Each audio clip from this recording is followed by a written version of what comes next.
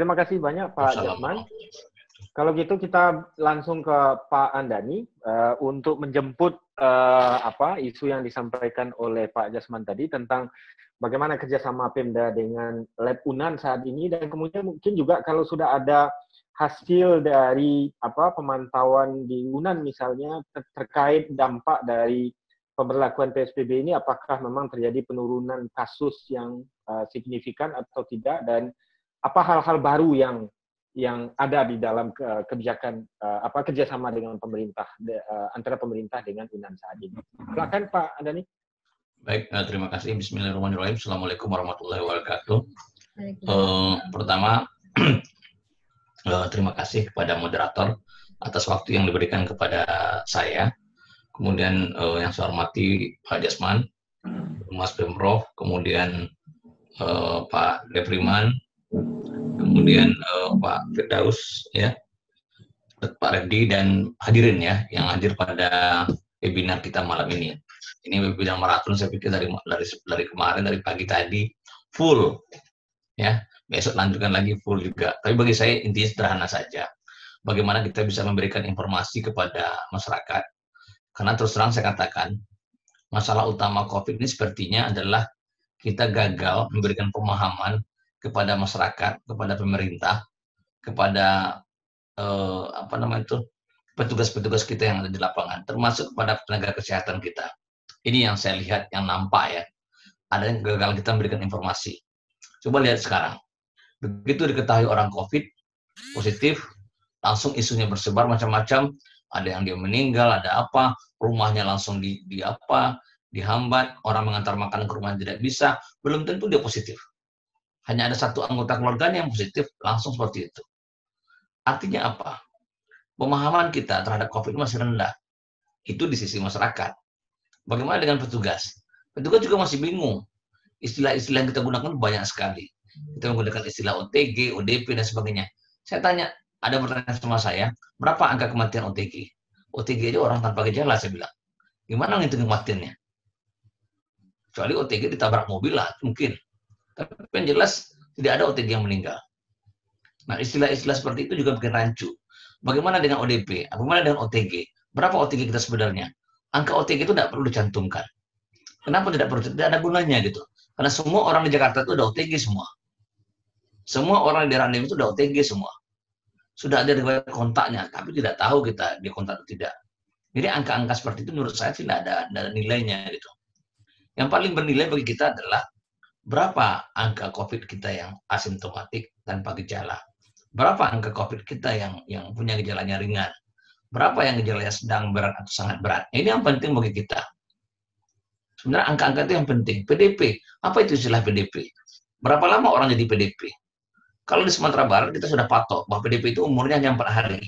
Setelah 4 hari tidak ada lagi nama PDP. Setelah 4 hari namanya adalah COVID positif atau COVID negatif atau konfirmatif atau non konfirmatif. Hanya itu namanya lagi, nggak ada nama PDP lagi. Tidak ada istilah PDP sembuh, nggak ada tuh. Jadi aneh kalau ada PDP sembuh, ya kan? Karena kalau dulu sebelum pemeriksaan laboratorium itu berkembang, memang ada istilah PDP sembuh karena hasil labornya keluar. Tapi dia udah sehat, ya kan? Nah, itu betul tuh, sepakat saya. Di Jawa masih banyak sekarang seperti itu. Malah PDP mati juga ada. Kenapa? Sampai dia meninggal hasil labornya baru keluar. Nah, ini realita yang kita lihat. Kemudian apa realita kedua yang kita lihat? Negara kita ini tidak jelas nih ceritanya sekarang. Berapa sebenarnya kasus kita? Tidak jelas. Jadi kalau saya katakan, apakah angka kematian kita oleh karena COVID ini seperti yang dipaparkan selama ini, belum tentu juga. Kenapa? Seringkali pasien PDP itu dia sudah meninggal duluan, tapi hasil labnya belum selesai. Akhirnya orang-orang lab juga lupa untuk menyelesaikan hasil labnya karena tidak diminta-minta lagi oleh rumah sakit. Nah, kalau kita di Sumatera Barat beda. Kalau ada pasien meninggal, usahakan minta langsung informasinya.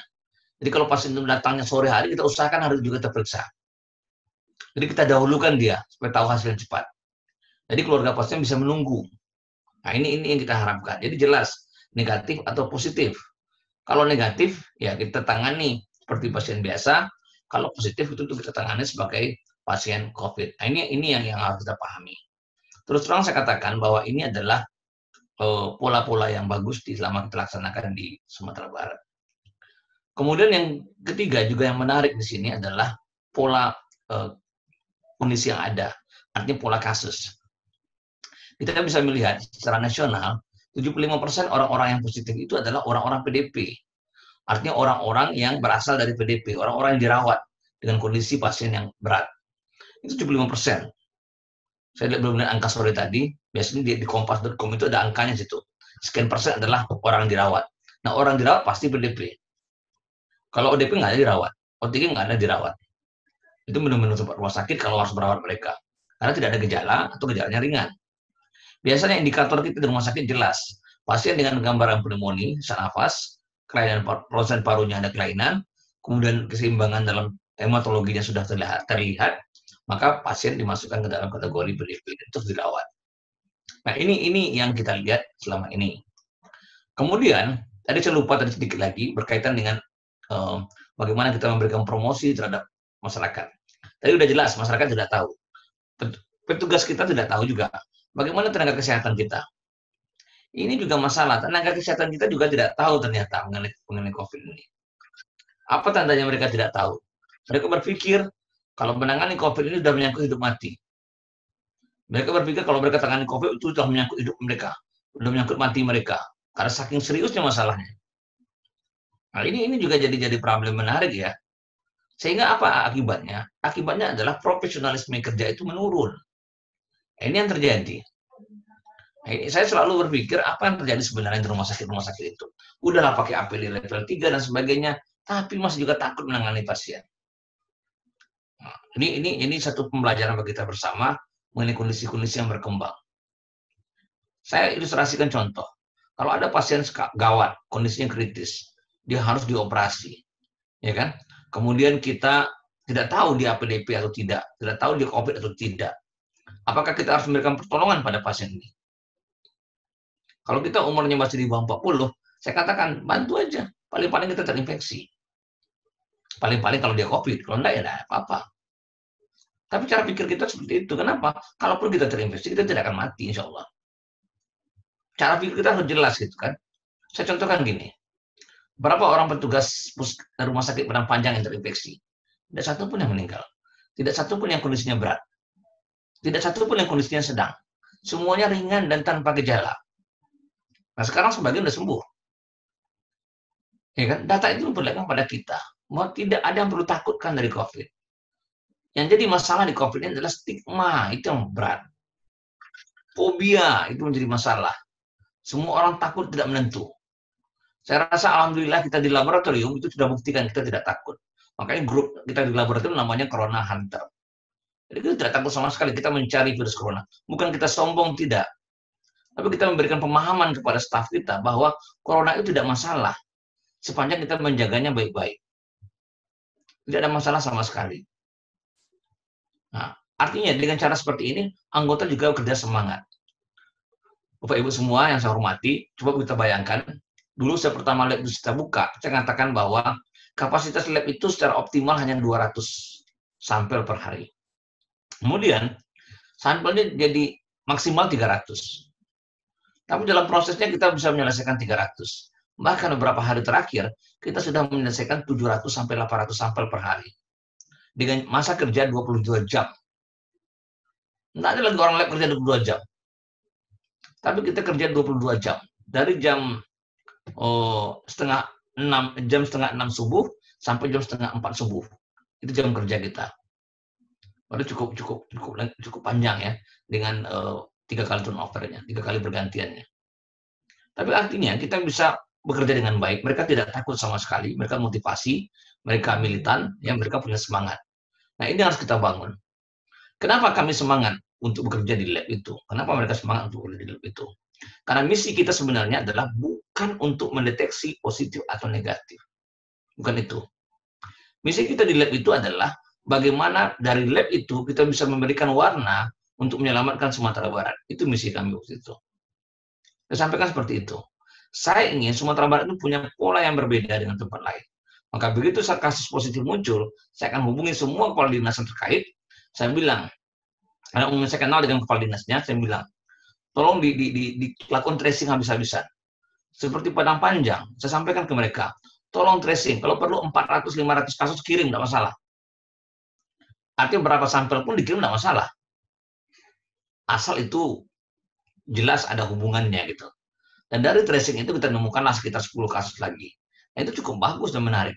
Setelah itu mereka tetap kirim, saya rasa saat ini Padang Panjang itu sudah mengirim sekitar 600-700 sampel sejak kasus pertama. Dan sekitar minggu terakhir itu nggak ada lagi kasus positif mereka. Artinya proses tracing kita bagus sekali. Ya, angka reproduksi daripada virus ini sekitar 2-3. Saya lihat itu cukup tinggi sebenarnya, tapi kita sudah bisa memotongnya. Kita sudah bisa memotongnya. Ini yang paling penting.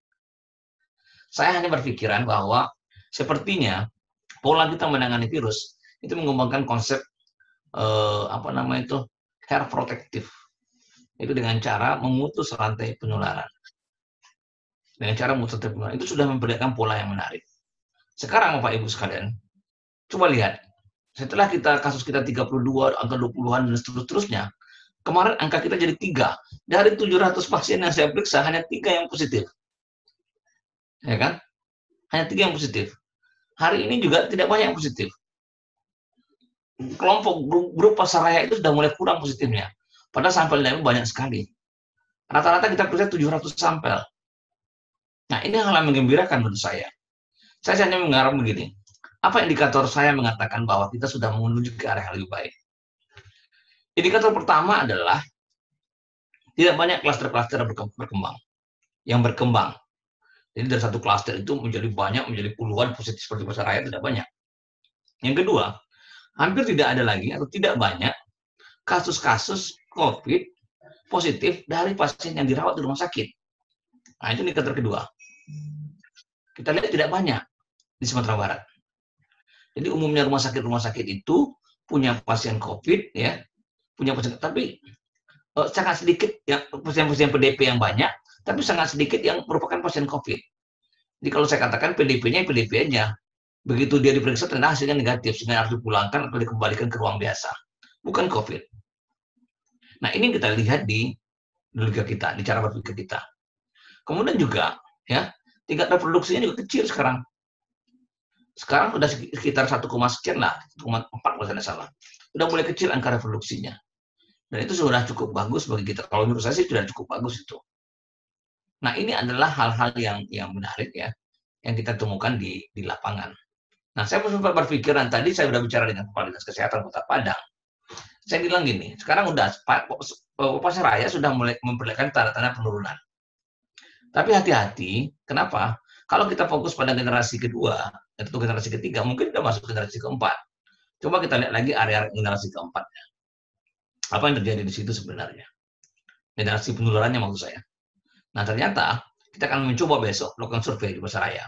Habis Lebaran kita akan siapkan survei di pasaraya untuk berapa ratus sampel yang kita pakai dengan teknik pooling di laboratorium. Yang kita coba untuk lakukan itu. Nah, ini kita lihat gimana hasilnya. Kita dari situ, karena kita melakukan dengan metode survei dengan metode statistik yang jelas, tentu kita bisa menghitung berapa incident rate-nya di pasaraya yang masih ada. Itu pasaraya. Yang kedua adalah masalah fenomena yang ada di Mentawai, Selapaka Mentawai. Mentawai satu kampung kita periksa, kita pakai metode pool, hasilnya negatif semua.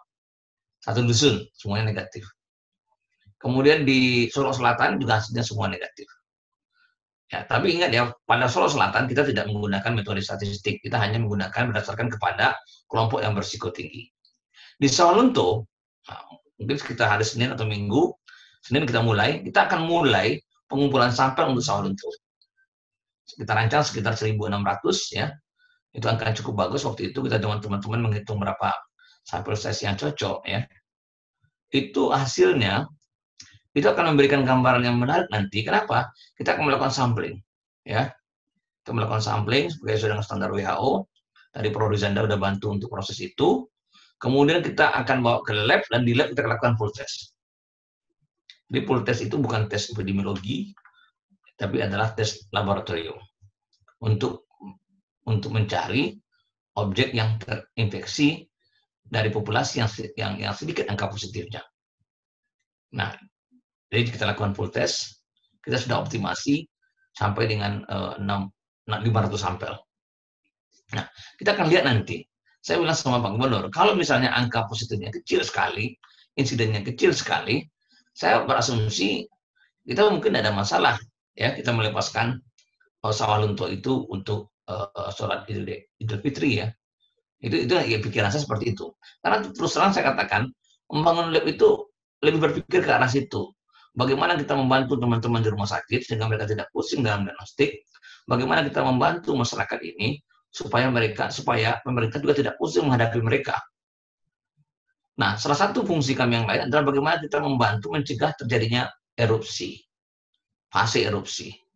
Fase erupsi itu adalah fase di mana populasi yang terinfeksi itu sudah mencapai jumlah yang cukup memadai untuk menyebabkan terjadinya infeksi yang berulang pada satu individu. Infeksi yang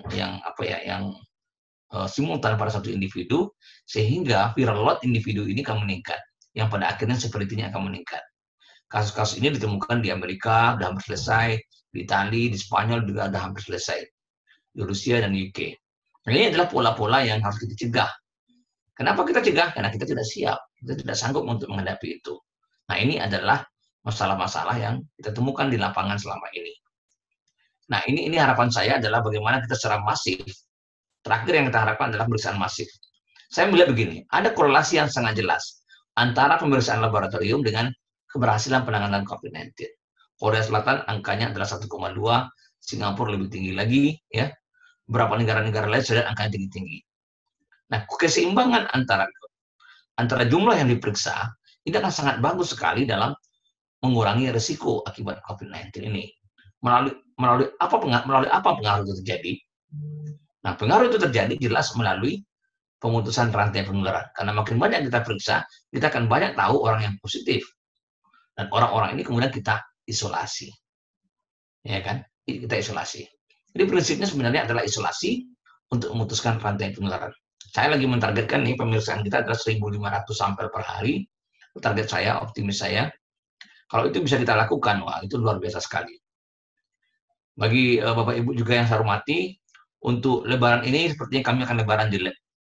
Jadi kalau ada sampel kita tidak ada masalah, kita terima dengan lapang dada dan gembira. Ya kan? Kalau ada ketupat juga boleh kita terima di lab. Tapi itulah kira-kira yang bisa saya sampaikan. Terima kasih. Assalamualaikum warahmatullahi wabarakatuh.